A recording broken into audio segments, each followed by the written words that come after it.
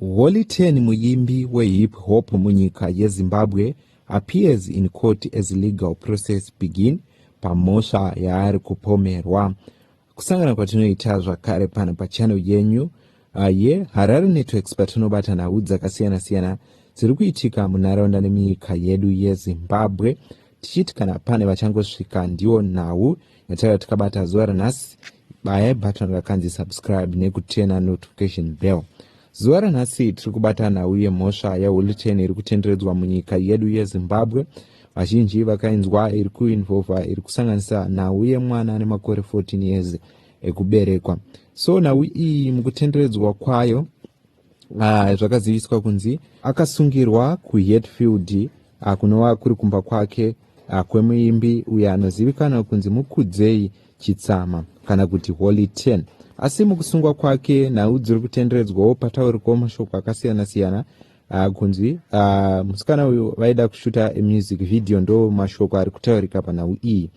Asi nhau iyi yoendeswa kumaoko emapurisa apo paatarisana nekupinda mukoti zuva ranhasi, inova iri mufananidzo yamuri kuona iripo pascreen.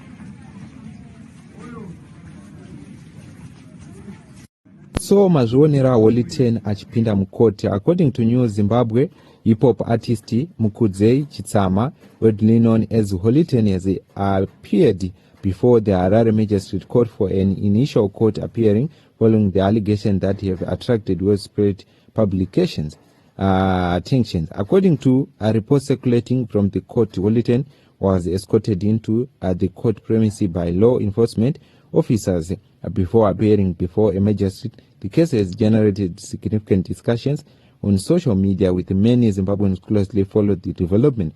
At this stage, it is important to note that these are allegations before the court. The legal process is still underway, and no verdict has been reached. As with any criminal case, the court will examine the evidence presented by both the prosecution and the defense before making any determination. So ndo nhau yaWally 10 iri kuendeswa kumadzitare edzimhosva. So kutaurika kwenhau iyi pataurika zvizhinji zvichinziwo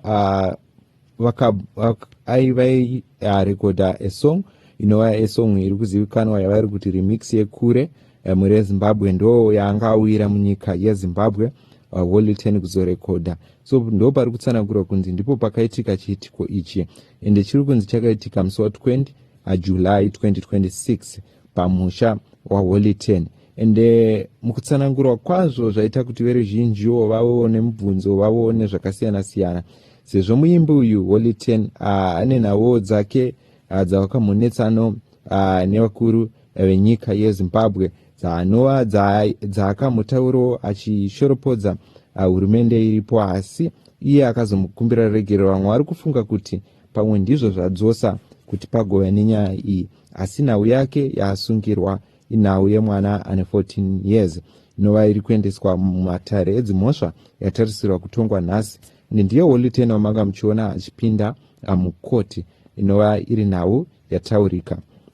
So the case has attracted attention because Wally 10 is one of Zimbabwe's best known musician artists with a large fan base across the country. As the news of his court appearance spread, many supporters, critics and members of the public react online with their opinions varying widely. Legal experts often remind the public. So ndo news dzataya tikabata pamusoro paWally 10 achipinda madzitare edzimhosva. Vanhu vari kungoti munamatireiwo artist Wally 10 nedambudziko raasangana naro. Zvinhu zvinorwadza, zvinhu zvekunzwisa tsitsi pamusoro paartist uyu Wally 10, zvinhu zvekusiririsa muri yeZimbabwe.